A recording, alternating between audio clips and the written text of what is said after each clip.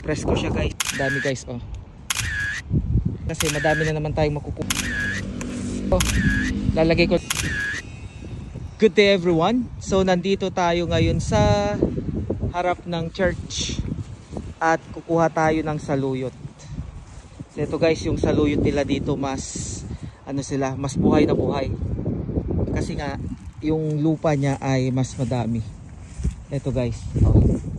Kuha tayo ng madaming saluyot. At syempre aadobuhin natin. Adobo ang tawag namin sa niluluto namin sa Ilocos o mga Ilocano, na lalagyan lang natin to ng maraming bawang at saka lagyan natin ng suka at bagoong. Ito, presko siya guys. Kaya kuha tayo ng madami dito ngayon. Pwede rin lagay sa dabong. Ayan. Kasama ko yung pamangkin ko guys. Day off niya kasi. Kaya kumukuha din siya ng iuwi niya sa kanyang kampo. Wala naman ahas siguro dito kasi ayaw ng ahas yung mga ganitong talahiban kasi masisira yung kanilang mga skin pa. So kailangan natin silang tanggalan para mas yayabong yung kanilang dahon. Dami guys oh. Medyo mamumulaklak na naman sila, kaya kailangan natin silang putulan. Ayan, ang dami. So shout out sa mga taga Bangkok, kung gusto niyo ng saluyot ay punta lang kayo dito. Libre lang to guys. Nandito lang kami sa merong sa may tops. Ang dami guys oh. Dito lang tayo sa may tops dito sa ano ba yun? Odomsok. Ayan. Wala lang, masaya lang kasi madami na naman tayong makukuhang saluyot for today's video guys. Oh, eto. Ayan lahat yan. Yung malalaki na saluyot dyan. Ito.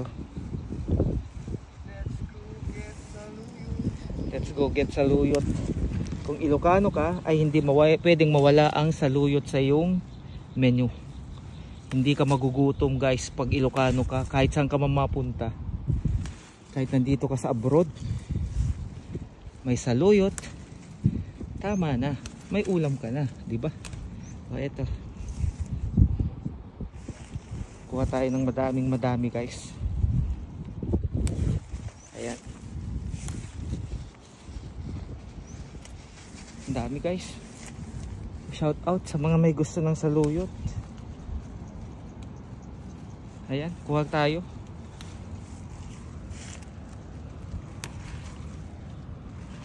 Ayan.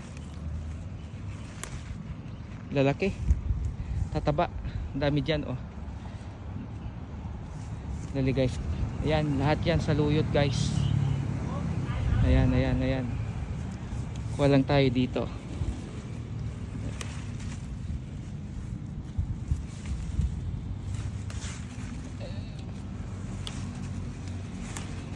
Ayan guys, ang ating saluyot. Ito, lalagay ko lang muna dun sa sasakyan. Tapos balik ulit tayo at kukuha pa.